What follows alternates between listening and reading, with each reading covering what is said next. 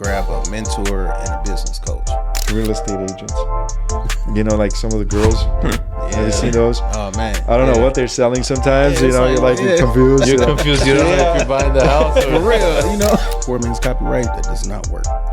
If it was me, I'd be like, dude, I don't want this money, burn it. Mm-hmm. You know, why am I gonna take the money and then end up owing on the money? So like even with the publishing, I consider songs my real estate properties. I still needs a human. Yeah. Because without humans, who's gonna ask the question? Yeah. Hello, everyone. Welcome back to another episode. We have Courtney Benjamin with us today. He actually flew in from Georgia. Yes. And Courtney, please introduce yourself a little bit as far as what you do. Okay. And we'll go from there. All right, got you. Okay, I'm Courtney Benjamin. I'm an artist, manager, music publisher. My main thing in the music industry is to show the artists and songwriters the blind spots, you know, just be that vessel of help that, you know, and bring awareness to a lot of things that they don't understand because they haven't positioned themselves. So, yeah. I've seen a lot of the things that you do, you know, and we were talking about this. And if you look at his videos and stuff, posts, he does a lot of, you know, creative and informative. Mm-hmm. You know, you put a lot of information there that helps a lot of the artists. Yes. You know, some of the things, for example, I looked at, you were talking about residuals. Mm-hmm. You were talking about, you know, what platforms are paying more, right? You had some things with, you know, you posted with Spotify being, and I was surprised Spotify is giving so little. Oh yeah, man. They're giving pennies, man. I mean, like less than pennies. Wow. You know, so like streaming is horrible, even for the acting side, like for actors and stuff too. Man, streaming doesn't pay much at all. Like I think Spotify is at 0.003 cent, something like that you get per stream. Wow. It's robbery. It's crazy. You know, they're making so much money, but at the same time, the artists. Yeah. Seems like the artists are getting the back end of the worst end of the back end. Yeah. And then, you know, they had situations where like the big three have jumped in and became investors or partners with them some kind of way. So, you know, they get their cuts or whatever. But like as far as like streaming, man, it really messed up the music industry. You know, and then also even digital on its own, you know, because like whereas we could buy a full album back in the day, now we're forced to like choose what song we like, and if it's like a 13 song album or whatever, we can just pick two songs, stream that, or buy it, you know. But majority of the time they want to stream it because they don't want to pay the 99 cents. So, and then you get 99 cent. It's the 99 cent, but the stores take a percentage too. So at the end of the day, you're getting about maybe 65 cents off of that 99 cent. So you got to stream a lot. A lot. Or have your family stream. That's crazy. Now, if you think about it, artists they don't really make as much as they really show they're making. Yeah, sometimes they don't, man. Yeah, it'd be a lot of the advances that they get from the record labels and things like that, man. And a lot of them it's a smoke and mirrors game. You know, they just, you know, they a lot of them put it on the front. Yeah. Because on the back end, man, they really hurting, man, because we see it on the back end. But, you know, we try to uplift and try to create different business models to help them get out of situations. And that's been my goal, to help artists get their back royalties and their lost royalties and things like that before it hits the black box. And then because once it's in the black box, it's pretty much gone. You know, and that gets spread among like all the major artists that are actually doing things. So, you know. So do you guys help? Basically, you're helping them kind of transition from where they are to where they need to be. Basically, yes. You're the middle guy, basically helping them in every step of the way. Yeah. Yep. On the publishing. It's a helping hand, pretty much. Yeah. Oh yeah. Yep. Definitely.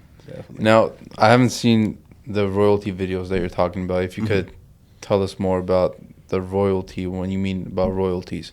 What do you mean by that? Okay, so the royalties, to understand how artists gets paid, a lot of them don't understand that they're a business and that they have like different things that they have to do, like copyright their music. You know, go to copyright.gov, because poor man's copyright, that does not work.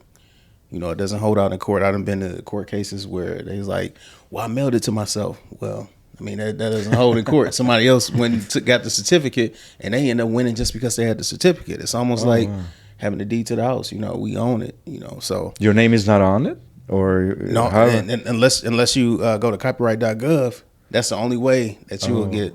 You know, that holds out in court. From what I've seen through my experience. Oh, I see. So even though you get the certificate, if somebody has it, if somebody gets it before you do, oh yeah, you're screwed basically. Yeah. How could somebody get it before you though? Because it's a lot of snakes out there, man. You know, because like right now, I've been fixing a lot on the publishing side where artists are scared to, you know, in the studio when it's time to do the split sheets, they don't want to mess up the vibe or whatever, and the producers or whoever they're working with, co-writers or whatever, they'll rush and register the song with like BMI, ASCAP, or CSAC, and then mess around and mess up the splits or just make it their own splits and then leave them off of there and don't even put like NS at least, you know, so they could claim their percentage later on. They just take the whole 100%. Wow. And then now you got a 3 to 4 week period now that you got to prove, and then you don't have split sheets, so which BMI or ASCAP or CSAC is going to ask for. And some people trust. Yeah, they trust too much. And they're like, oh, you know what? You know, he's not going to do anything. But at the end of the day, they're taking your money. Yeah. Yeah. At the end of the day, it drops down to the money. Yeah. Yeah. Because if not money's involved, you know, there's going to be some, you know, there's always trouble. Always. You know, there's always, I think contracts is one of the, you know, the key. Yeah. Because if you don't have that, let's say you said splits and stuff, then you're screwed because now you have to go and fight for your own things. Yep. You know, I was watching a thing with Vanilla Ice. You know, he said, I bought my own rights of my music. So he has all his rights. So every time he plays. Yeah. And I think he, if I'm not mistaken, he had paid, I think, $3 million or something for his own music. Yeah, to get his masters back. Yeah. Yep. It's like amazing. I'm like, what the hell, man? You made this. It's Yeah. yours. Then you have to go buy your own music, you know, for you to own it. And I think some other artists had the rights, and he was talking about that. And I was like, what the hell is going on? Yeah. Yeah, with the right situation, it's kind of like with his situation, he was able to buy his masters back. So like back to the copyright thing, it's you got to get 2 copyrights when you copyright a song. The first one is the SR, which is a sound recording. That's the master. That's like the finished product that you hear on Spotify and on iTunes and all of that. And then the writer's side is the publishing side. So that's the PA copyright that you get.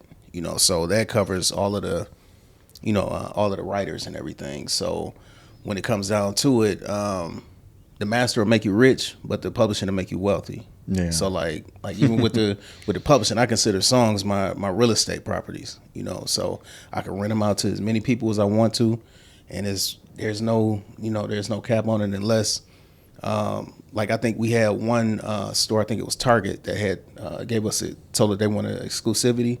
You know, just for 6 months while they ran a campaign on the song. But then after that, you know, it was released back to where we could sell it again. Sell it out. Yep. Yep. Interesting business, actually. Oh yeah, it's like man. A lot of yeah. You would never think that there's so much on the back end that goes down.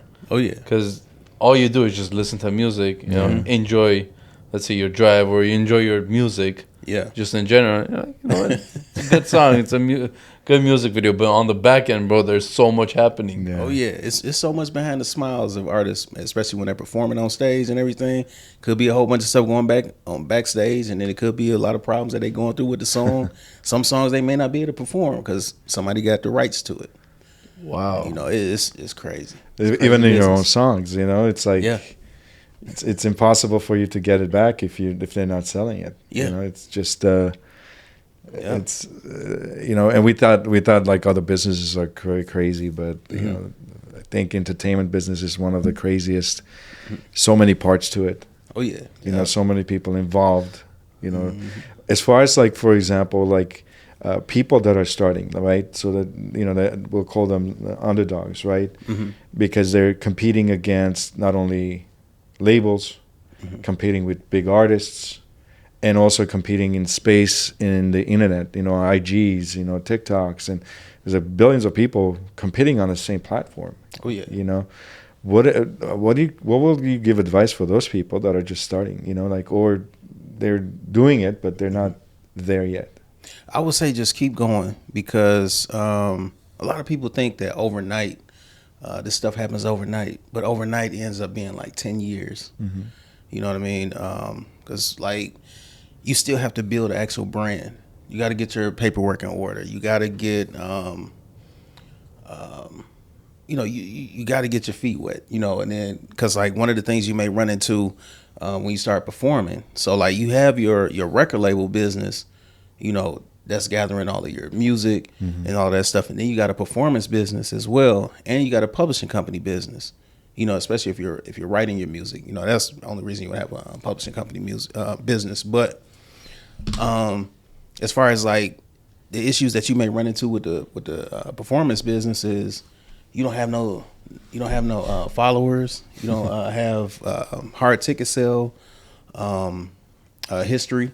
So you're gonna run into a lot of people a lot of talent buyers and a lot of promoters is gonna say, hey, how many seats can you fill?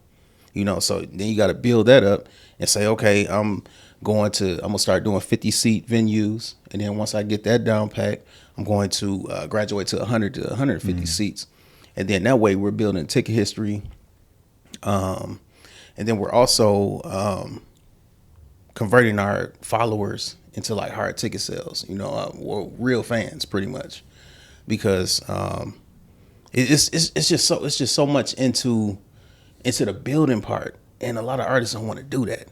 They just want to go. You know what I'm saying? So like I would say that the best thing I would say to an underdog is to keep going.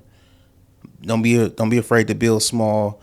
Do the showcases and be strategic with the showcases, because the showcases, you may have to pay for a showcase or whatever, and then a promoter may be like, okay, I need you to sell 10 tickets. Those 10 tickets that you sell, that's going to help you in the long run in your business mindset. Okay, I could get 10 people into my show. So if you can get 10 people, you'll be able to get 50 people. Exactly. You'll be able to get 100 people. You just double down on what you was doing and pre-budget out your money. Just say, okay, well, I got this project coming out. Let's do a 8 to 10 week rollout. Let's develop maybe a budget of $5,000. So let's start there, and then put that towards something. Tell it where to go. If you want theme pages on Instagram, run some ads, and then like see what you could do free online, and then once that takes off, just put some ad money behind that, and that just brings in more traffic. Organic. So I will say that, man, just don't be afraid to build. Don't be afraid to go slow and learn the business. And that will take you from here to there quick. Yeah. Well, not quick, but get you there faster than somebody that's just going out there and go viral and they think they got something and then they have no foundation and fall later on. Usually the underdogs are, and my son plays baseball, so a lot of times, and I always tell him, I said, listen, don't worry about what you're doing now. Yeah. Work on it, develop. Yes. And the last game that he had, because the previous 2-3 games, he just missed the balls. He was just missing. Yeah. And I was like, man, what are you doing? Why are you missing the balls? Because, we have a cage and, he's playing, he's hitting the balls. I have an auto machine, pitching, and he's missing the balls. And I'm like, he was like, Dad, I don't know. I'm like, and then I found out that he's not looking at the ball. Yeah. Yep. He's like, I want to see where the ball goes. So like he's paying attention to because when he hits, he's looking at the ball. He doesn't see where the ball is going, and then he doesn't have the time to kind of say, "Oh man, it's flying," right? Yeah. And then I said, "Listen, change the thing. It doesn't matter if you're underdog. Don't worry about the other kids that have been playing for 3 years, 4 years. For sure. Just work on your things." And then last game, he hit every time he went. He hit. One of them went crazy high, and and then went far. And then he was like amazed, and he comes out. He's like, "Dad, it worked!" So I was like, "Don't worry about it. Just work on it, develop." And that's a lot of the things. Like people don't want to take their eyes off of their goal. And that's what happens with underdogs. But yeah, you're right. Yeah, they just got to position themselves for the opportunities. So yeah, it's insane. Kurt, how do you feel about the new AI that's taking over the music? Not taking over the music industry, but how do you feel about AI in the music industry? Because there's a lot of people that are making songs. With AI. I love it. I love you AI. Love it. I love AI. Because I come from, I love technology. And it's a window of opportunity, just like the remote control, just like the car, just like the airplane. It's a tool and it's a vehicle that could take you to another level faster. Now AI, it all depends on the human behind it, and all the AI needs a human in order to function and work. So it's all about the person that's behind it. So I use AI a lot. I use agent mode on ChatGPT, and when I tell you, every day while I'm asleep and while my employees are asleep and while my interns are asleep, they have a full list that they can do follow-ups because the AI been working all night. Yeah. Doing this, putting it in the spreadsheet, scraping all the internet files, getting all the context for the radio stations, the talent buyers, all of that. So, when you said the perfect thing about AI, it says it still needs human. Yeah. Because you can't, we've been talking about that, and they said, "Oh, AI is going to take over." Right? And he's been arguing about it. Right. So we had this conversation since we started. So AI is one of the I think it's primary and it's a dominant, I think, factor in what we're doing every day. Right? Everything is like AI now, and that's what when you said it's a perfect thing. It says AI still needs a human. Yeah. Because without humans, who's going to ask the question? Yeah. Definitely. Right. Definitely. So let's say they can't be in the wrong human's hands. No, of course. That's anything, right? Let's say if you're a gun owner and then there's a maniac, right? So there's a maniac with a gun and there's a good person with the gun. Yeah. Who's going to do crazy stuff? Exactly. The maniac is the same thing. It's like AI is the same thing, and people are creating now stupid things. Yeah. We do it with friends, we put stuff, we make them dance, do things, with friend group, we did fun stuff like that. But it makes it easier. Yeah. But again, I think human is the key in everything. Because without it doesn't operate. Yeah. What is Google without you typing in anything, right? So it's useless. Because that's the crazy thing is we've been having it all the time. You know what I'm saying? We've had it with Google. Yep. We were just looking up Google. Google was our friend at the time. But yeah, I was with Timberland when he said that, but what I don't agree with is all of these websites that are, not websites, but companies and platforms that are taking the artist's voice without compensating them. Now that's the part, but like you said, that's human ran. That's something that they wanted to do. It's the bad person to get, and that's the bad person in it. But overall, man, it's the remote control to our TV now. We don't have to get up and walk. Get some assistance on sometimes the lyrics or a pattern. I've seen producers, they get stuck. Some get writer's block. So they just throw some ideas out there. And AI is not always right. Yeah. Because it's sometimes that I don't put some stuff in ChatGPT. And I was like, I know doggone well that's not right. And then I tell it, I'm like, why would you set me up for failure? Yeah. And then talk to it. And they're like, oh man, I'm so sorry. Yep, I did miss the mark on that. And it talks right back to me and stuff. Man, I named mine Earl. I think it just screws the only thing that I like about the other day, my what was that? I think it was my kitchen cabinet. And I'm handsy. Yeah. My kitchen cabinet, I couldn't take it out because it's one of those. I don't know what kind of kitchen cabinet it is. Yeah. But I couldn't take it out. And some of them, they have clips. Yeah. And that clip wasn't working. So I FaceTime, I used the FaceTime thing on ChatGPT. Oh, yeah. But it walked me through it. I'm like, holy shit. All right, never mind. It does good things now. It's coming out. Okay, cool. Hey, I did that with my what do they call that thing, man? My air conditioner, man, because I couldn't find a filter, man, because it was a new system they put in and everything. I just took a picture of it, and it just broke down everything in the form, and then I said, can you put some visuals, because I'm a visual learner. Yeah. And then it started just showing photos of okay, and it had the arrow to right where it was, and I was able to pull it out, boom, change it. It's crazy. Yeah. The FaceTime thing is perfect, bro. Yeah. But my pops has been using and abusing AI, bro. No tomorrow. I don't know what happened. A couple of days ago, we were talking. What does he do? I don't know, bro. It's for work. I don't know what he uses that shit for. But he was trying to prove a point. Yeah. And he couldn't because it was about mortgages, this and that. He goes, bro, I asked ChatGPT, how are you going to tell me about this? I'm like, why would you ask ChatGPT when you have me? Yeah. He goes, well, you were busy to answer my question. I'm like, bro, there's no way you just asked ChatGPT and you got it right. But I was actually wrong. Oh, you were? You know what happens is my son, right? Yeah. Sometimes I'll tell him something. He's like, Dad, that's not correct. I'm like, what are you talking about? He goes, yeah. And he had this recently he had this one word he used, you know, and I forgot what it was exactly. And I said, I don't think you can use it in that circumstances. And he goes, no, Dad, I can. That's the right way of doing it. And he's really good in English and stuff, you know. So, and then I'm like, I don't think so. And then he like Googled it. And he's like, see? And then he put it up. And AI said, yes, that's the proper way of using it. And it talks to you and then explains to you. And I was like, all right. Yeah. That's crazy. So AI creates time.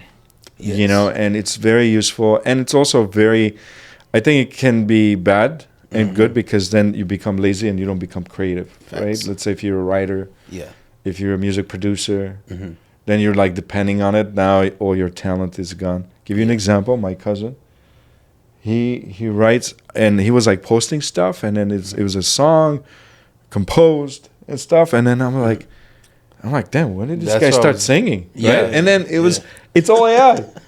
Amazing music. Oh, yeah. Amazing lyrics, because on the lyrics, he puts the lyrics. Yeah.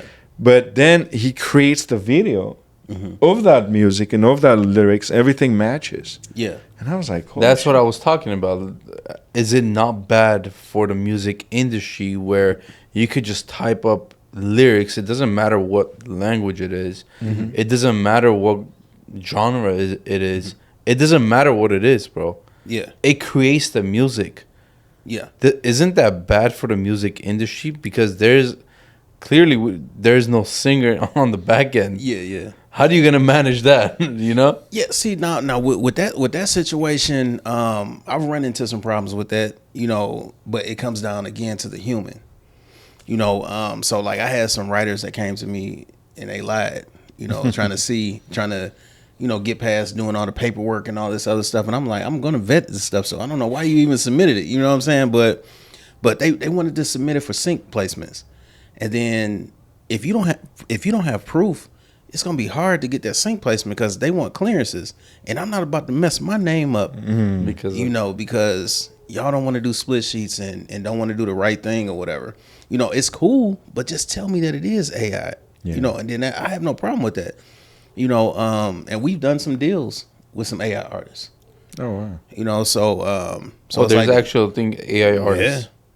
Yeah. Because if you create it and you can copyright that AI agent, AI singer, right? I guess. Yep. Trademark the name. Yeah. Do all of that. What you would do with a human artist, you just kind of do that with the AI artist. That's interesting. Yep. Now, do you think? I don't know. I haven't seen it, but let's say if you go on Spotify.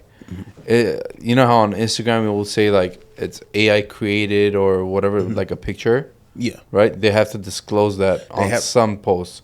Now, are they gonna be disclosing that for music too, or? Yeah, the distributors got hip to it now. So now you got to sign off on it and say that it's AI in there, and then if it's not, you get a takedown notice. Yeah. Okay. I think on music you have to put who's the producer.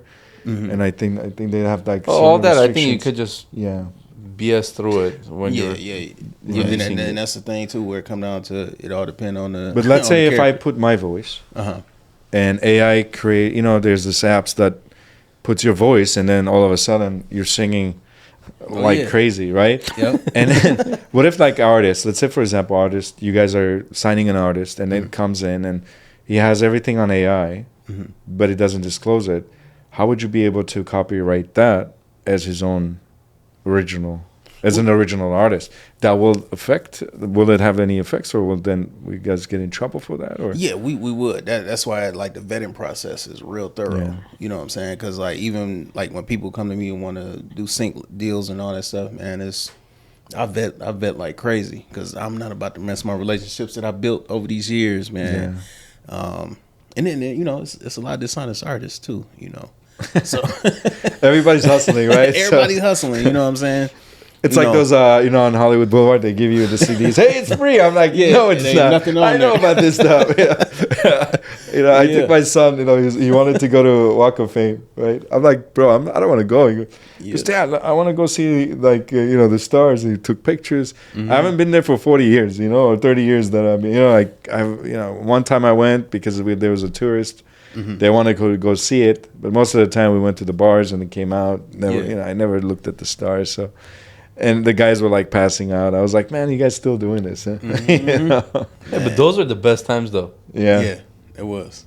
CDs and bro. Put CDs, cassettes. Oh man, bro, give your son a cassette. See what he does with it. Yeah. I don't think. Well, he's not gonna play it anyways.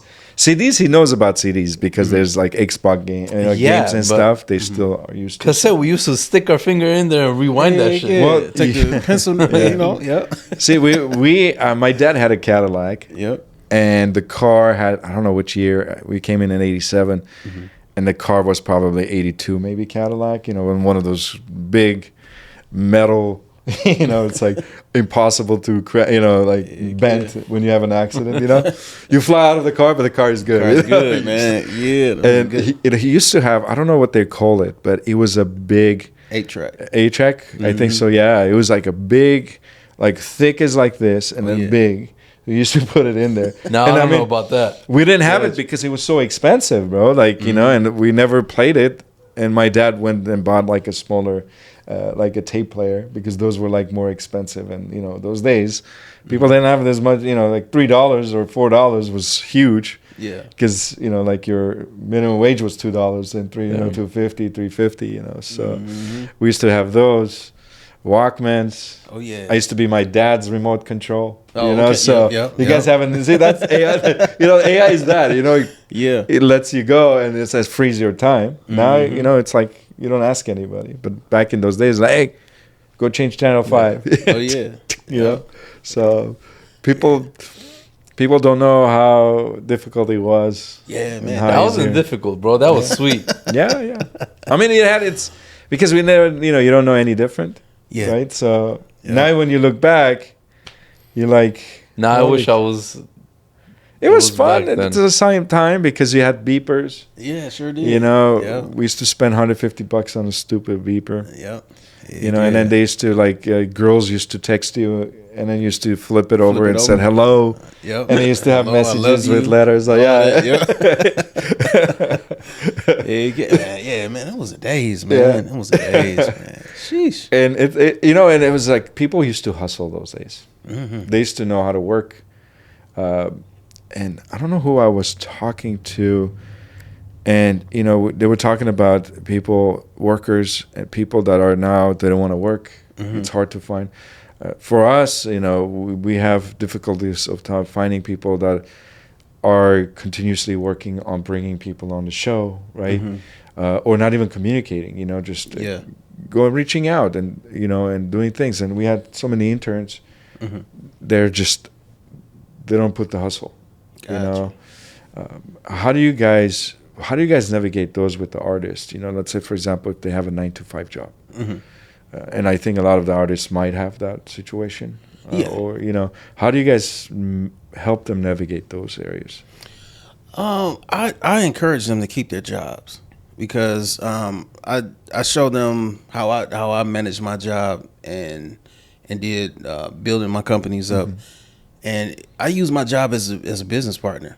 You know what I'm saying? So I got with an attorney to see how much can I put in, for my checks or whatever. And I was doing it wrong the whole time. Learned a hard lesson, man. And then got audited by the IRS. It's just, oh my God, great. This is just a fun year, man. But I tell them, work the 9-to-5, and then once you get off, do what you got to do, man. Even in the middle of the job, learn what you're doing in that job and take those systems, because those systems work because those companies has been around for so long. Because a lot of my stuff is ran like how General Motors is. I got a lot of SOPs. I got a lot of systems. I got quality control type situations. It's almost like how Barry Gordy did. He worked at Ford. And I worked at General Motors. So But I started off as a janitor. And when I was a janitor, I worked in a design center, and I saw how much work went into the pre-production, which was all the cars started off as a little clay model about that big, and then it was a life-size clay model. But that life-size clay model was built out of styrofoam that they would punch in like different little things, and it would cut it automatically. So there's another AI type situation, a little vehicle type situation with the computers. And I just fell in love with like the pre-production part of it, and getting all of the foundation laid out, and not just throwing something out there and guessing and seeing if it's gonna work. You know what I'm saying? It was so many tests that went through it, and I got in trouble many days, being a janitor, because I was like, I was just froze just watching it, and the guys was like, man, just give him a break, he's learning something. Yeah. And then I left that. And I was like, okay, all right, I think I got this down. I'm gonna run my company full time. And it was about a year later. I was like, okay, now we got to work again. So, me and my wife, she was like, okay, let's give it a year, and then if things don't turn out or whatever, we end up going to the Dominican Republic. And when I got to the airport, and General Motors had ended up calling me. And I normally don't answer no 800 numbers. And I answered it, and they was like, hey, this is such and such from General Motors. We would like to invite you to orientation next Monday. And I was like, man, that was number God, man. Wow. So I ended up working there and got all this backlash. Even when I was as a janitor, man, they used to always be like, man, it's a 1 in a million chance that people make it in the music industry. So, man, you better stay here. You better stay here, man, this and that. I've been stuck making $15 an hour forever. You know what I'm saying? But I did end up getting a raise, actually working for General Motors. So then I got a lot of guys that was telling me, you're going to be here for 33 years. And I said, no, I'm not. I'm not. I promise you I'm not. So I just started studying their books of how they did things. So that's why I encourage my artists to do. Study their programs, study their systems. And see how you can apply it to your business, and that's what I did, and that's how I encourage them to keep that, because they're gonna need money, and there's no need and they're gonna need to build their business credit, they're gonna need to build their personal credit, and use that money for that, and then learn how to tell your money where to go, because like that was one thing when I quit the first time, I didn't have enough money saved up, I didn't have an exit plan. So I was at General Motors for like 3 years. So I had an exit plan this time. Yeah. And I had everything that they was doing. And I was like, this can definitely be applied to the music industry. So every time we got laid off, that was my practice ring. So I practiced and said, okay, I need to make $100 a day. If I can make $100 a day, I'll be straight, Then it turned into 200, then it turned into 500. And then I was like, you know what? I have all this music. How can I get on their commercials? So I just had my company contact them, figure out. I was going around the plant X. I was like, who's over your marketing company? I don't know. Yeah. I don't know. Then we ended up finding out, and boom, man. Like when I tell you their marketing budget is way bigger than their payroll. Sure, it was like night and day. It was like that one placement was like my whole year's salary. Wow. Just from 20% of a placement. So I was like, okay, all right. So I had a plan, and I tell them too, I'm like, find out who your marketing company is. Let's start pitching to their marketing company and get your music in there. They don't have to know it's you. Use your publishing company. They don't know about your publishing company. They don't know about you. You know what I'm saying? Yeah. Being in the music industry. So, I say utilize that 9 to 5 as a business partner. Because that's helping so much. You. Yeah. It helps you put money into it. Yeah. You can just... Because obviously, if you're doing it 100%, then if you don't have the money, you're going to fail. Yeah. But if you have something, I always tell like people that come into our industry, which we do insurance, and I say, listen, you're working right now. You don't have to quit. Yeah. You can do it on a part-time basis. Whatever you make here, save it. Yep. Because then you have this income coming. So whatever money you're making, either save it or invest it into getting more clientele. Because you have nothing to lose. You didn't have this before. Yeah. Now you have this extra, let's say, $1,000, $2,000. Invest that, build that, and then save money. And then once you saved your year amount of income, then you can jump back in and work full time. Yep. And now, you don't have to worry about the money. You already have the same money that you were getting from there. You can utilize that 40,000, 50,000, 100,000, whatever it is. You can save that and then jump back in full time. Facts. Now you don't have the stress about the money. Yep. Now you've focused on just making extra money, or not extra money, but full time basis. Improve the whole thing and make it better. Yeah. But a lot of people, I think, just nowadays, they don't even want to work their 9 to 5 jobs. No, man. They just want to jump out there. And I'm like, hey, there's no money. Yeah. I'm being honest with you. Like 99 cents. I mean, 99 cents is, and just think how much traffic you got to have and put into it. Because they think like, oh, I paid $300 for this this ad or whatever service or whatever, and they just gonna get $1 million tomorrow. It don't work like that, man.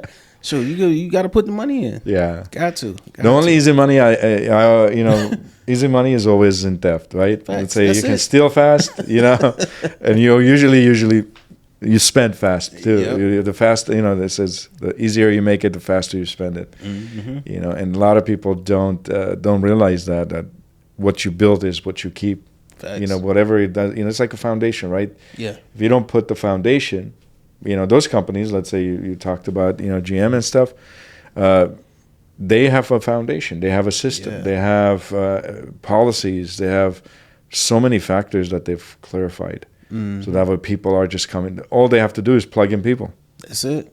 It. And that's all, that's the main thing that they do. And, let's say, even you said, you started at a janitor, I think what was the chips, the spicy chips, Fritos, I think. They have the spicy. Yeah. Have you seen that movie? Flamin' Hot. Flamin' Hot, right? Yeah. You know who created that flavor? Uh-uh. The janitor did. What? Yeah, they have. Wow. Go see that movie. Amazing movie. Okay. The janitor starts with the company. You're right, Dang. and he makes the stuff. And he does it at home. He has his whole family doing the sauce and doing these things, and then they put the chips in there. And they were like, "Oh, you know what? It's spicy. Who's gonna buy the spicy?" He's like, "Dude, you have a Hispanic community in the state, and all those people that love spicy food." Yeah. And they put it, and they pitched it to the executives, and then they liked it, and then all of a sudden he became, and now I'm pretty sure he's a multimillionaire. Oh man. Yeah, Sheesh. and he was just a janitor, and I think they were losing the business or something. They were, yeah. Yeah, there was like a dip in business. They were not doing well. They were going to get laid off and all the stuff. And he's like, dude, I have this thing that I think will be good, because he used to take it home. He used to make it and he used to eat it with the family, and he used to sell it to the family. Dang. And then that's how they became. So, Wow. What's the name of the movie? Flamin' Hot, I think. Flamin' Isn't Hot? it? I think it's Let me Flamin' check Hot. it. If I'm not mistaken. It's an amazing Okay. movie. It's very inspiring. And a lot of times people, when people say, Yeah, Flamin' Hot. Flamin' Hot, Flamin' right? Hot. Yeah, Okay. it's an amazing guy. And a lot of people say, you know what, there's no opportunities, there's no nothing. But I think the opportunities comes to those who actually work on getting it, work hard on it, never quit. Even my uncle too, he came in, he didn't know the language. He was in publishing, but like he published like magazines and so on and so forth. Okay. And he started at the bottom. And then by the time he was done, he was the second in charge from the owner. And it was like the biggest company in the country, lithograph company. So people actually, if you put hard work, they see it. Facts. And a lot of people quit, and then they go to 13 different places, and they're like, "Oh, why isn't it working?" Yeah. That's not them. It's you. And that's the embracing the underdog, because like the good thing about being an underdog is you see everything that's being dropped down because everybody else is too busy, or head is up in the sky too much. You know what I'm saying? They're a little arrogant and cocky or something like that, so they don't want to listen. So like being an underdog, man, that's really a blessing, man. That was a quote that I was going by. That's what I was trying to find about the money management. There's a guy, I don't know if you've seen it on School of Hard Knocks. The guy says, stay small long enough. Oh, yeah. You'll get big Yeah, What was stay, it? it was a stay small. Stay small long enough, enough you'll to- get big soon enough soon or enough. something. Oh, like that's yeah, how, yeah, yeah. yeah. I But remember it's that. so crazy if Yeah. you really think about it. It is. Because you just gotta manage it. That's it. Just That's it. keep it Yeah. steady for long enough, you'll get there. Facts. It's No a matter what, you'll consistency. get there. Yeah. Yeah. Because you're going in a right direction. Yeah. All you're doing is just slowly. It's like, have you seen some people like speed up? Yeah. And then you like they go on a red light, and then you're like really next to them, but you're like we're Yeah. going like at 10 miles an hour. Exactly. So it's not how fast you go; it's how well you drive, or Yeah. how how you enjoy going there. Yeah. It's the Yeah. journey. I think. Pat David, Patrick, he said, the times that I made the most money was not when I was number one. It was when I was number two or number three. Yep. He goes, because that's when I was burning. That's when I was hustling. Because when I was number one, Yeah. I'm not competing with anybody else. So I'm slowing down because he goes, because that's true, right? Let's say if Yeah. you're number one and everybody's further away, what do? You kind of start Yep. liking the drive, and then all of a sudden people catch on to you. Yep. That's why you don't stay at top, because Yeah. you slow down, they get faster. Yep. Yeah. So Yep. that's and a lot of people don't understand that nowadays, like hard work. And because I think a lot of people online, they get such a you see people that are like all of a sudden they become successful. You're like, what the hell? And you look at their content, I look at some of the content out there, and I'm like, what the hell? Why are people watching this? Yep. What is this? What are the value of this? And they're not doing anything. They're doing stupid things. You see like 90 or 50, 70, 80-year-olds jumping around like crazy, like they're doing stupid things just to get attention. Heck yeah. Yeah. Or like real estate agents. Like some of the girls. Have you seen those? Oh man. I don't know what they're selling sometimes. Yeah, it's you're like you're confused. You're confused. You don't know if you're buying the house or For real, There's this one all the time. So what do I put the offer on? It's like, and the way they're standing, what they're selling. Yeah. And you're like, dude, what are you selling? Is this the house? Are you a like real estate agent? Just talking directly to the house instead of talking to the camera, man. It's crazy. You can get arrested for soliciting. It's just insane. Like a lot of people. That's why I'm like, and me and Greg too. Sometimes we're like, what the hell should we do? Should we do stupid things? We're like, no, we don't want to do that. And and just people are doing the dumbest information is getting out there. Yeah. And I think algorithm is, I think, creating this.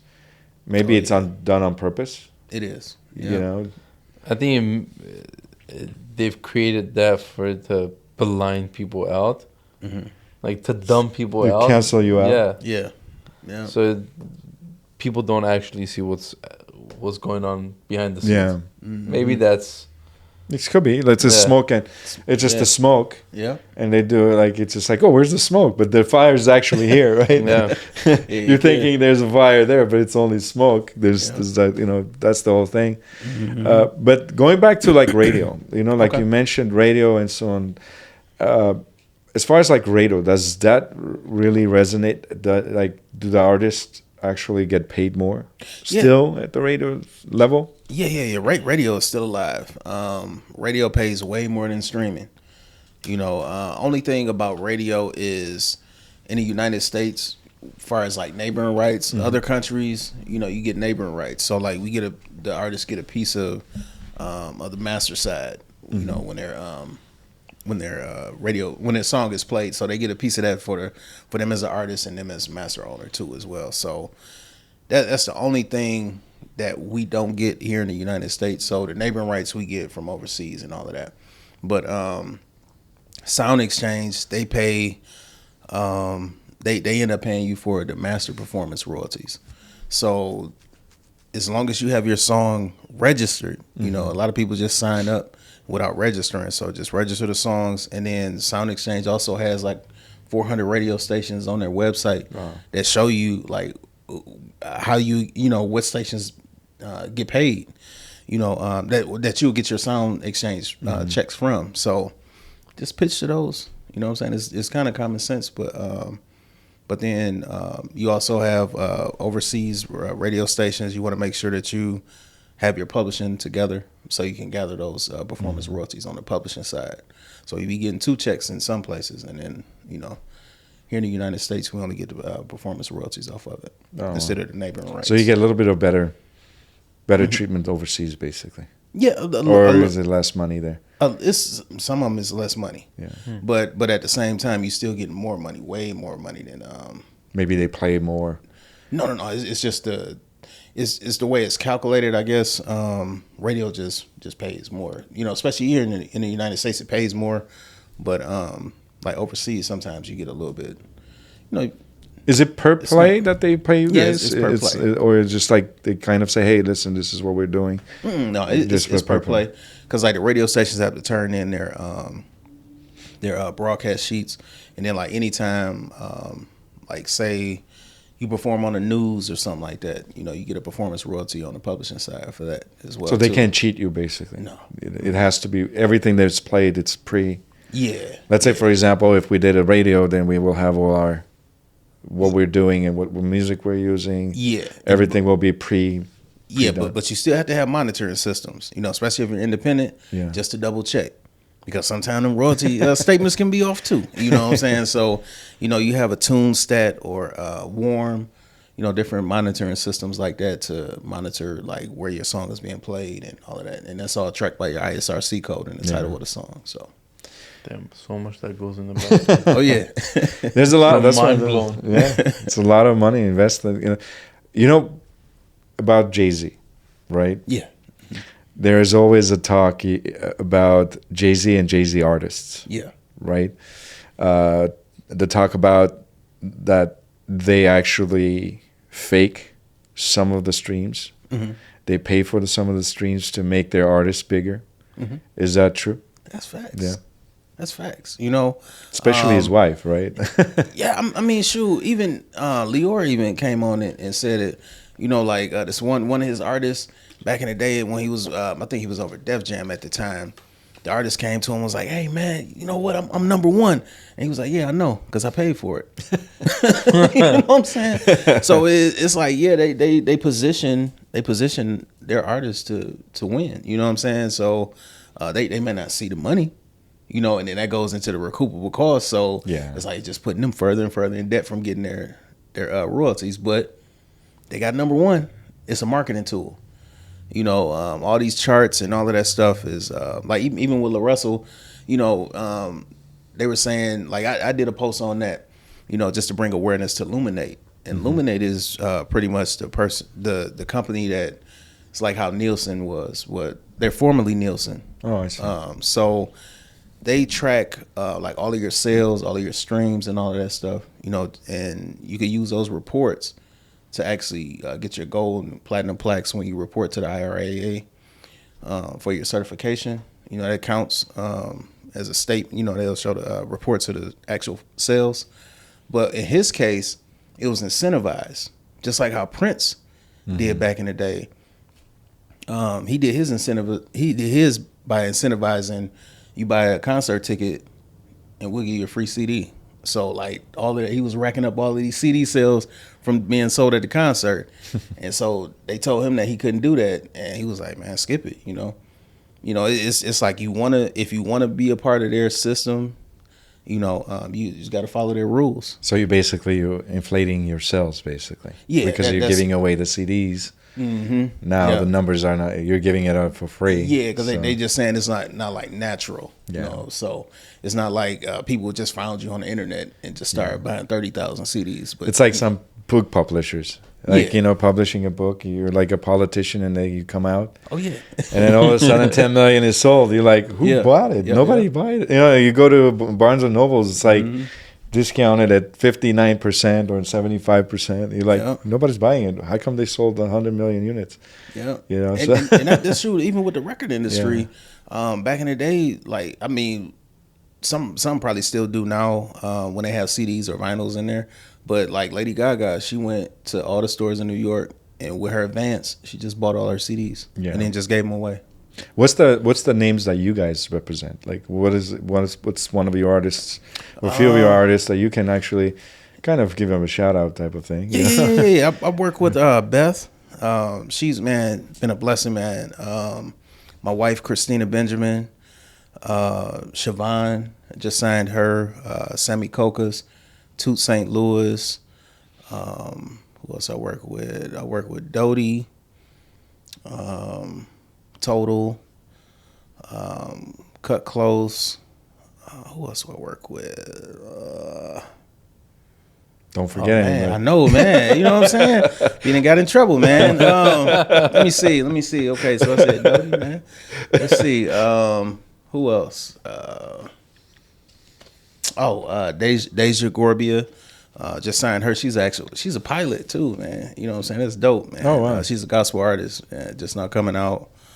Who else? Yeah, I think that's it. Who's your favorite? No, just kidding. I don't know. Get you really in trouble. Yeah, I know, right? Yeah. We'll do off camera, right? Yeah. Are they mostly in the East Coast or in the West Coast also as well? Yeah, they're East Coast, Atlanta. I think one artist is in North Carolina too. North Carolina. So, yeah. So it's kind of spread out a little bit. Do you guys still have that issue between East Coast, West Coast artists competition? It just all depends on if they mess with 50 Cent. It's just that's the only thing, man, that's beefing right now, man. Yeah. Bro, Man. 50 Cent just says whatever he wants. Everybody, Yeah. man. That's why I love that guy. Hey, but he's cool, man. He's so down to earth, man. You know, when you dealing with Curtis, bro, man, he's an amazing dude, man. He got some heat, and then they were coming after him for something because of P. Diddy. They were trying to put shade on him. I don't know exactly what it was. I kind of Bro, he burned Diddy out, basically. Yeah. I heard the documentary wasn't no joke, man. Yeah, I watched. Oh, you haven't watched it? No, you haven't watched it yet. You have to watch it. Okay. It's crazy. I mean, he has some videos there, like, you know, I mean, it doesn't have like the actual parties and stuff, but like some of the things that, you know, we're like, how the hell did you get this stuff? You know? And it's like, I bought it. Oh, shoot. I'm off. I don't mean to cut you off, but Vita and Kima Marie as well. Can't leave Vita out, man. Oh, man. You were still thinking, right? Yeah, I was, man. Hey, man. Yeah. Yeah, it's good, you know, because, you know, sometimes you work with a lot of, you know, artists and stuff, you forget them, you know, and and I think it's so nice to work with people, and then you see them grow, and then all of a sudden that'd be the dopest part when they're big. Yeah, you know, that's the beautiful thing about it, you know, for you guys, and management and money. How do you guys get advances and stuff? What is the biggest problem that artists have? You know, especially when they're starting, is it managing their time, money? All that stuff. What's one of the biggest things that have issues? Biggest issue is listening. That's the biggest issue. And the thing is they've never ran a business before, so it's kind of hard for them to adjust and you know, they try to put their creative on you know, as the excuse. But we all are.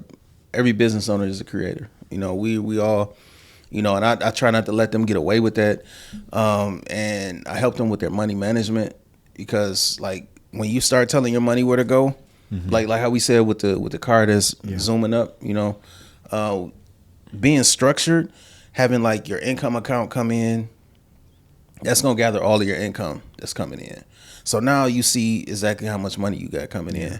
Then you transfer a percentage to your profit account, then your expense account, then your tax account. Because I always tell them, I'm like, you know, we're touring. So just like in the NFL or NBA, it's like a jock tax. So like every state that has a tax, you got to pay taxes in that state when we go tour or do a concert there. So now you got money in your tax account. So, you know, you don't have to worry about when they say, hey, you need this, or if you, you know, transfer over to where you got to pay quarterly taxes. It's right there. Yeah. You know, you don't have to worry about it. And then the profit account, that could be your account that you're just sitting money aside. It's your piggy bank. So like if we got to do a project or whatever. Or 6 months you're not working. 6 months you're not working. All of that. Yeah. You know, and then you have your money in your expense account. So now you see, you know, and like if you want to, everybody wants to, hey man, I need an investor. but you got to prove and show that you're profitable. Yeah. You know what I'm saying? So now you got profitability that you could show. Yeah. Because the investor doesn't want to give you money for you to pay your taxes. Yeah. He wants to invest in you to Yep. make, profits. Facts. Just like the taxes. You guys heard about the Super Bowl, right? When they got their bonuses? Mm-hmm. They had, in San Francisco. The guys got, every player that was in the Super Bowl, they won. I don't know how much bonuses they got. I think some of them are like 400,000 or something. Yeah. By the end of the day, they end up owing the city 75,000. It's like, imagine They're never playing in California again, bro. Never. That was like the stupidest thing. And we have a person that was going to come online with the guys with us, and he talks about all that stuff with California and stuff, the craziness. And I was like, how the hell do you explain making money, making a bonus, and then owing money on the bonus to the city? So they're like, then might as well not get it, I mean, if it was me, I'd be like, dude, I don't want this money, burn it. Why am I going to take the money and then end up owing on the money? Heck yeah. That's just like even with the HITS Act that just passed for us for the artists and stuff. Now they can write off 100% of like their production and all of that stuff. Oh, that's nice. Kind of like how the music, not music, but the movie industry has little incentives and stuff like that. Yeah. So, yeah, That's very good. Because that's expenses. I mean, they should be. Yeah. I mean, you're putting your time, you're putting money, and everything else. You should be able to expense it. Heck yeah. Because instead, instead of like having to wear, this equipment was this, so you got to pay that off within, at only a certain percentage count for the next 10 years. This is crazy, man. 10 years, you will not be, you might not be even in the business, or or you're not going to have that equipment. You have a new equipment and stuff. Yep. It just, there's so many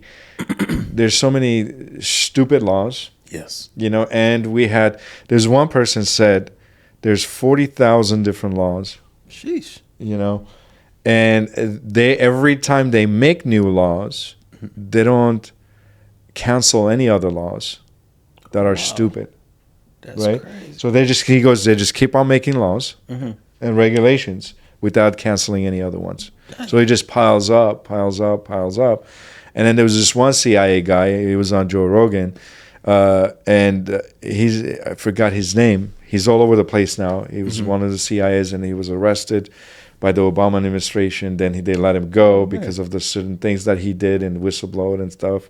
And he used to do operations overseas, and he talks about all that stuff, on Joe Rogan stuff. And the guy says, if the government wants to arrest someone, or if he goes after somebody, they can find 3 felonies on each person minimum. Dang. He does, regardless of what you do. Sheesh. He goes, if you signed a contract, if you did something, if you drive a car, if you do like anything else, you do business, there's at least 3 crimes you commit.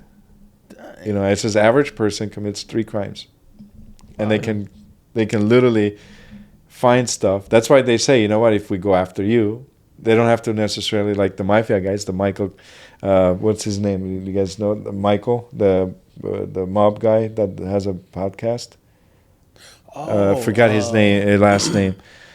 Yeah, I know you're talking about. You know what I'm talking about? I forgot his last name. His nickname is Bull or something right there. No, that's Sammy the Bull. That's Sammy the Bull. See, I remember that guy. The one I want to remember. Right Michael Franchese. Yes. Michael Franchese. Okay, got you. Okay. Yeah. And he's the one. He's like, and he had like a forum. How they used to do, let's say 10 people, and then they used to do those forums and debates and stuff. He had 20 cops and him. So they're debating about the cops and the mafia. Man. And he's like, it's unfair. People used to, and he was telling the cops, it's like, when you guys come after us, if we did something, come after us, but don't come after us to find something. Yeah. Because you put a informer, or whatever the informant, and says he put somebody there, and the guy is encouraging me to do crimes, So now you're trying to create the crime, So they were talking about that and stuff, and that's true, that says, if you come to us to find something, you'll find something, But it's not fair. that 3 felony BS. 3 strikes out. You know what? No, it is. Sure, let it be true. Yeah. How come they only caught Al Capone on only one? Rico. Yeah. No, Al Capone. That Yeah, was tax invasion. Tax evasion. Yeah. Dang. But other than that, they had other stuff. I'm sure but they did, but It's they couldn't easier prove to, it. yeah. That's Gotti got him on Rico. Rico, yeah. Right? So they found something. Yeah. They will find something. They do it this way. He said the reason why they got him this because they couldn't get him on any of the other things because people loved him, especially Gotti.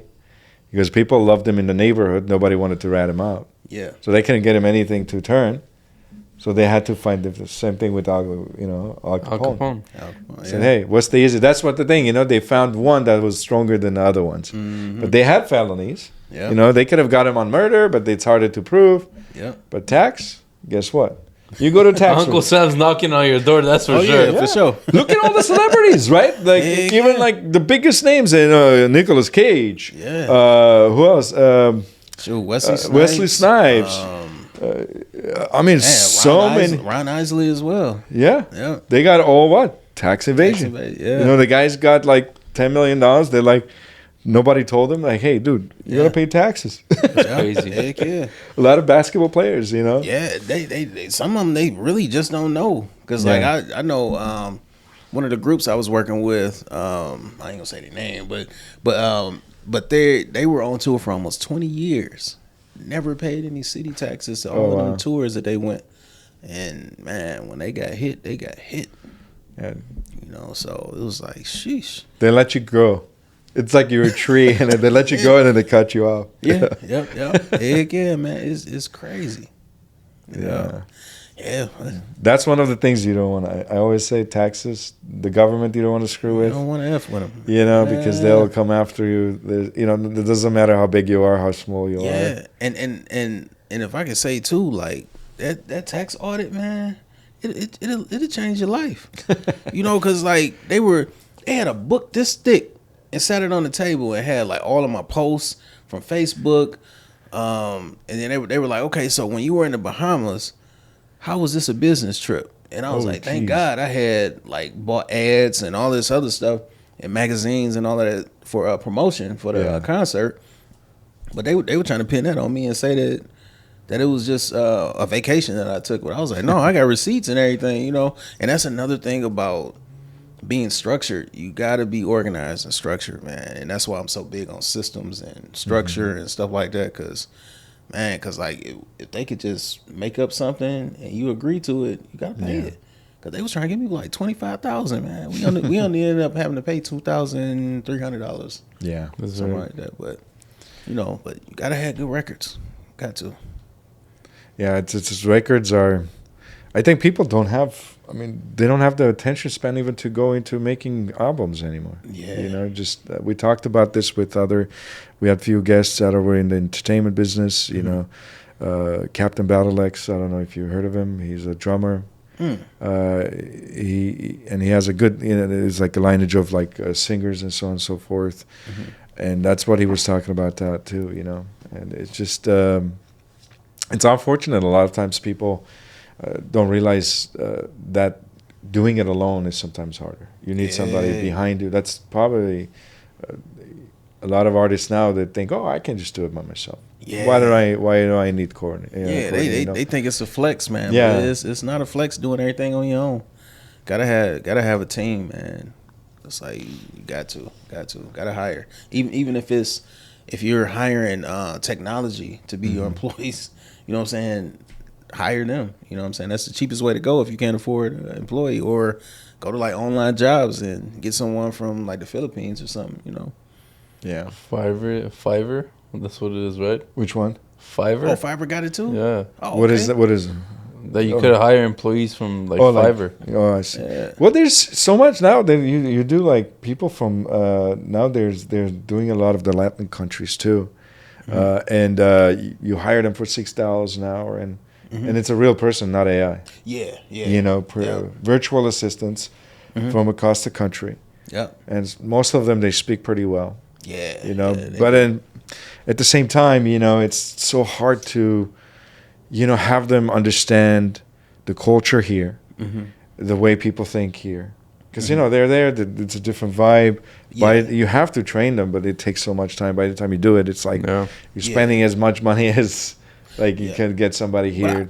I found kind of a loophole with that because like a majority of mine are from the Philippines. Oh, So what I do like different videos, and I just walk them through and explain everything, and then have like a SOP put together, and just kind of walk them through the system. And once I do that like 3 times, man, they be on it. Oh, really? It works. Especially with the visual, they really be on content creating and so on and so forth. Yeah, because like a lot of people think that's me on social media. It's not. Oh wow. I don't run none of that. You know what I'm saying? Like even when somebody comments, they know how I talk. Yeah. Know that I'll be like church. You know, so you know Oh what I'm wow. saying? So So like a lot of that. Yeah, I do like about an hour on social media. And then after that, my app shuts down. And once that app shuts down, I go and focus on something else. yeah. That's the thing, man. You can spend so much time on these suckers. Oh yeah. And or looking at some comments, and you're like, oh man. Yeah. My wife sometimes like, why do you even talk to people? It's like, but then you get engaged. Yeah, some of the comments take it personally. Yeah, They do. It's like Yeah. sometimes you do, and then you're For like, sure.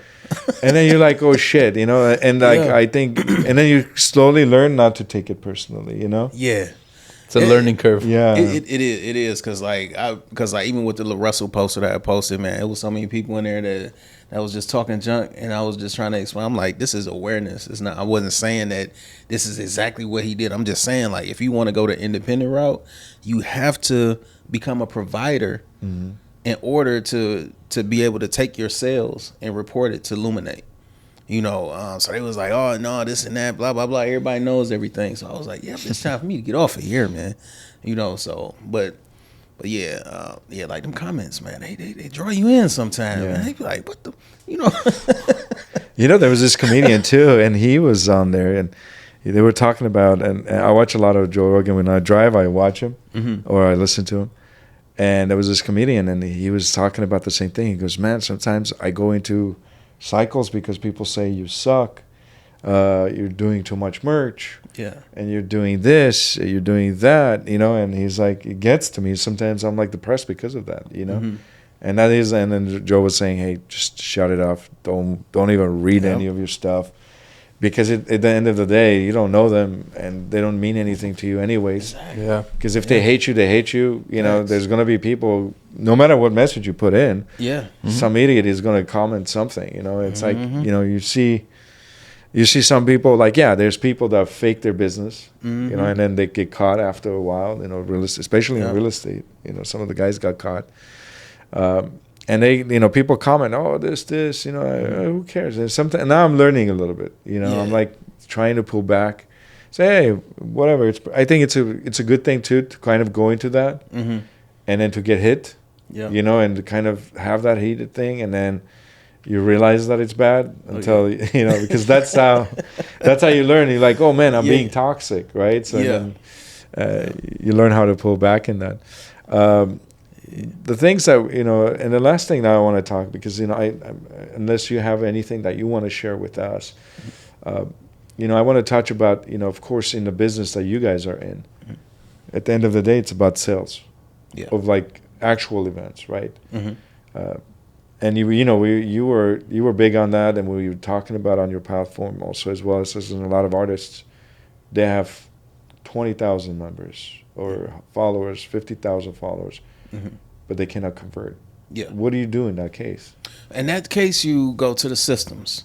Like you could go viral all day, but if you don't have nobody or no systems in place to capture those leads, it's all for nothing. And that's why I'm so big on direct to consumer as well too, because you actually filter out all the people that are just there just to watch you, or just there for you actually to become a true fan. So like I have systems set up like mini chat. So like I have it set up to where I think we have it where it's like they comment a word, or like we'll do a series of, like they had me do a series of content to like draw in for like licensing the music.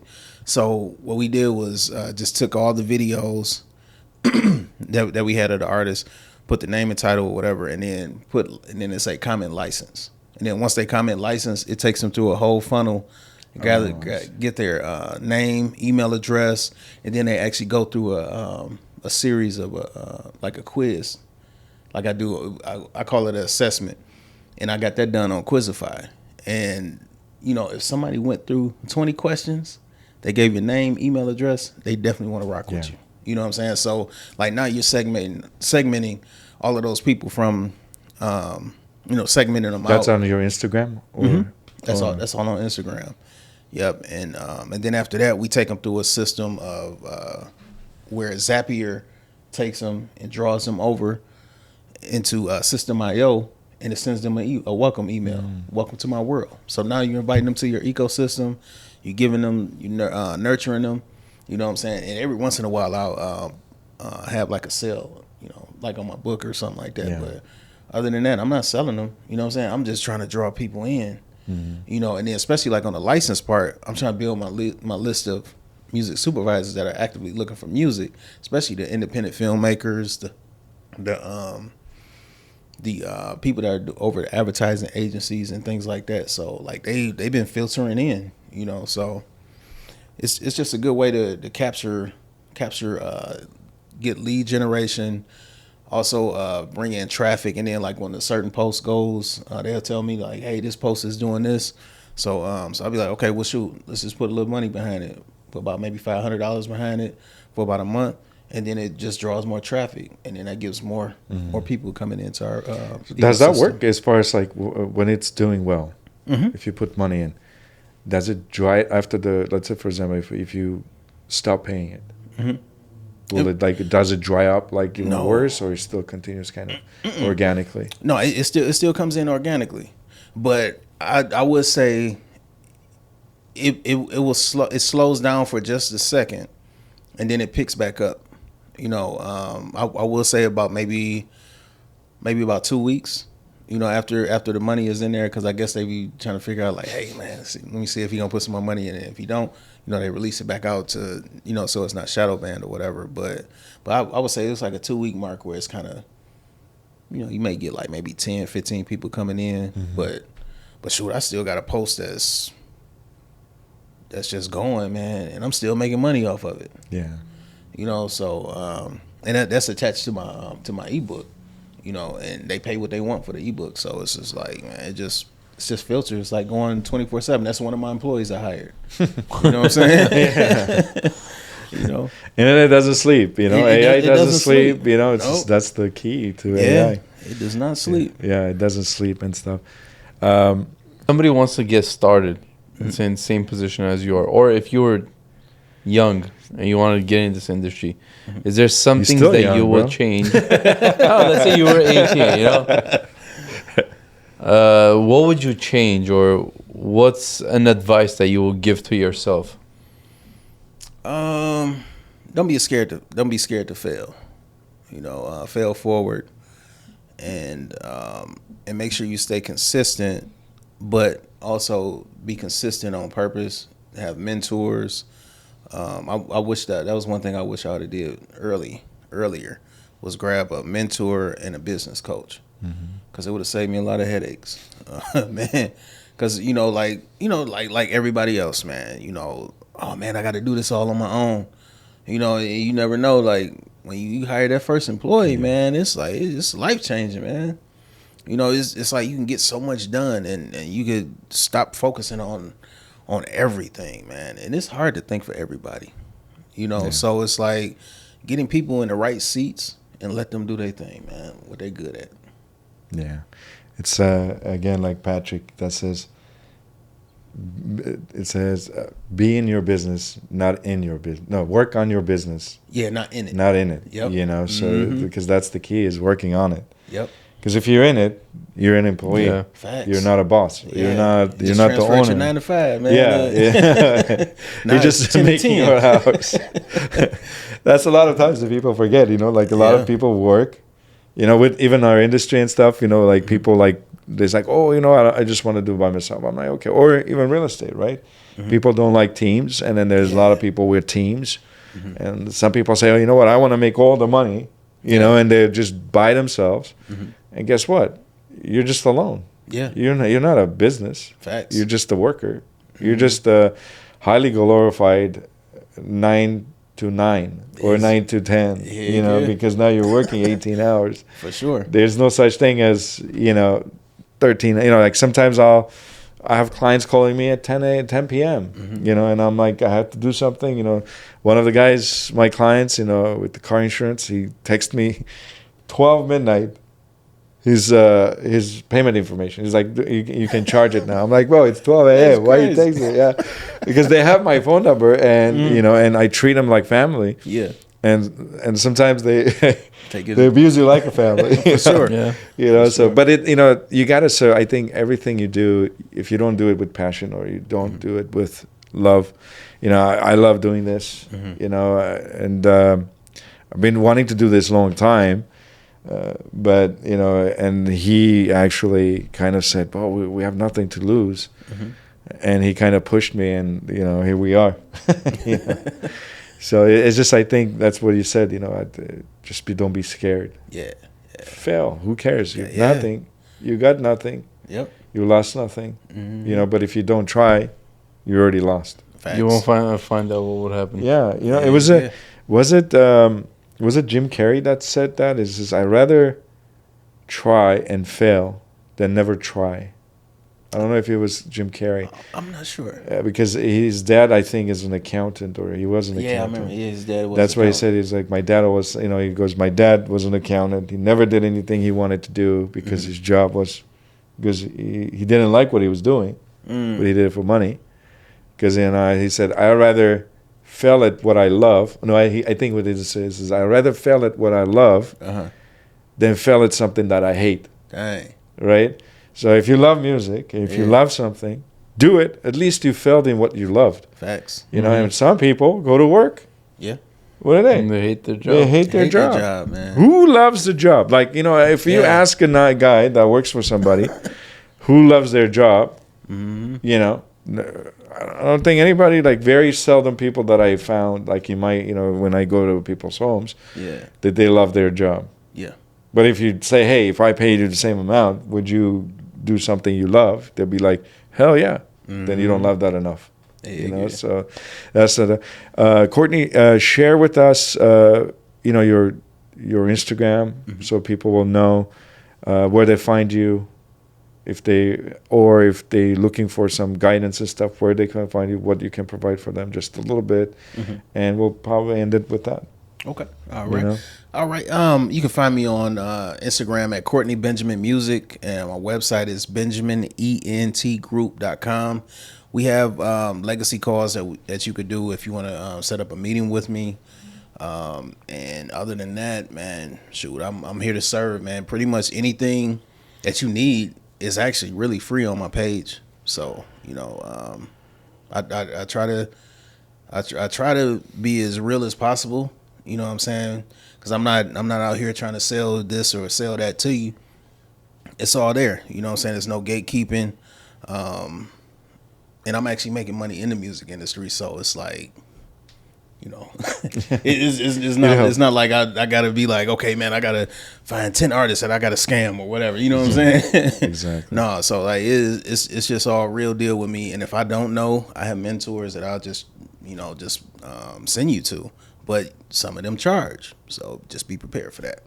Exactly, and that's why that's why when I looked at your page, that's the main reason that I reached out, because there was no selling. You know, it was genuine. You're giving. You know, it's always like free game. Yeah, it's just like, you know, because I think if you're genuine at what you do, that's what we do here. You know, we don't want to sell anything. Yeah. You know, we're not pitching anything. Of course, if we have sponsors, then that's it. But other than that, we're not pitching anything. Even our business, we don't normally pitch anything. You know, as far as what we do, we want to share the information of what, like, you know, individuals like you to share information, your insights. If we can inspire one person, you know, we did our job. You know, thank you for taking our invite. Thank you. It was Appreciate it. an amazing pleasure meeting you. Of Pleasure meeting y'all too. Thank you for taking the flight. Yeah. Yeah, no problem at all. And next time maybe we'll come down there. Now we have a friend. Okay, right? for sure. Yeah. Doors always open. That's man. what we do. Is it's always about connection. It's always about people. Yep. Absolutely. It says one hand cannot clap. It takes two. Yeah, for sure. And sometimes we don't know. If we need something there, we say, hey, we have Courtney there. Mm-hmm. If you need something here, it's always about the next person you meet. Growing Sometimes together. Yep, that's it. For sure. Thank you. And thanks for everybody for watching us. See you guys next time. All right, for sure. Church.